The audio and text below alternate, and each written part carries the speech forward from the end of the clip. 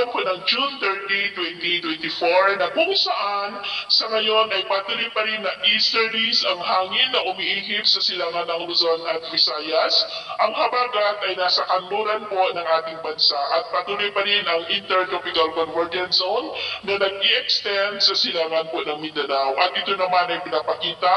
ng forecast model natin pong ginagamit hanggang po sa susunod na 2 linggo. At sa lagay ng ating panahon, ngayong hapon ay mulang ang kalangitan with isolated rain sa may Ilocos Region,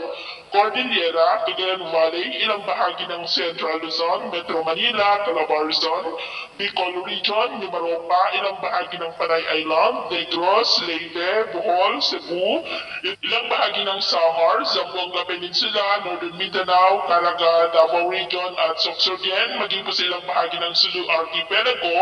na posibleng magtuloy-tuloy ang mga isolated rains sa ilang bahagi ng ating bansa hanggang mamayang gabi, lalo na po sa Luzon at Mindanao. At sa atin naman pong mga baybayin, wala po tayong nakataas na namang gale warning signals, pero may mag-iingat lamang po kung papalaot tayo para mas makaiwas sa mga sakunang pangkaragatan.